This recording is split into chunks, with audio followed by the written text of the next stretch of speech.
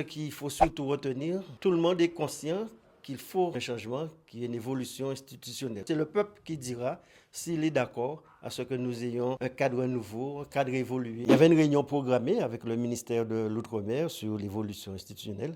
Donc j'ai profité de cette semaine pour rencontrer le président du Sénat, le conseiller Outre-mer du président de la République et rencontrer la présidente de l'Assemblée nationale. Donc ce sont des rencontres très importantes et où il était nécessaire de présenter le projet, les résolutions donc, du Congrès, conformément au vote qu'il y a eu le 17 juin. Cet après-midi, au cours de la réunion avec la ministre de l'Outre-mer, les sénateurs, les députés, les présidents de régions ainsi que départements, ainsi que l'association des maires étaient présents. C'était pour que nous puissions mettre en place des groupes de travail et voir comment définir un agenda. Quelle est la méthode? Chacun a fait évaluer ses réticences, ses observations. Ce qu'il faut surtout retenir, tout le monde est conscient qu'il faut un changement, qu'il y ait une évolution institutionnelle. On sait qu'il y a une minorité par rapport aux dernières résolutions donc, du Congrès. Ce processus ne peut aboutir que si il y a l'adhésion de la population. C'est le peuple qui dira s'il est d'accord à ce que nous ayons un cadre nouveau, un cadre évolué. Justement, Président, qu'est-ce qui a changé pour la population? Qu'est-ce qui a changé pour la population? Nous, au premier bitin, nous fusion à département et région. Jodla,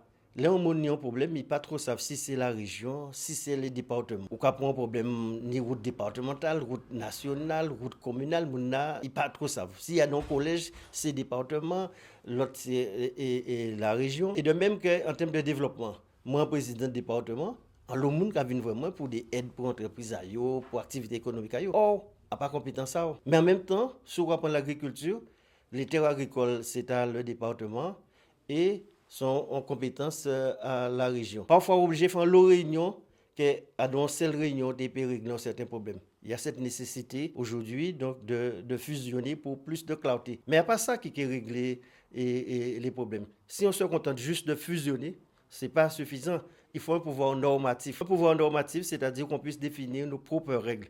Aujourd'hui, il y a des compétences en Guadeloupe, ni des maires, président de région, président de département, il y a des compétences, mais c'est des compétences d'exécution. Les règles là, ça est commandé à appliquer, pas correspondre à la réalité à pays là, mais obligé d'appliquer. Et trop souvent, les problèmes d'évolution, prisonniers, otages à la peur.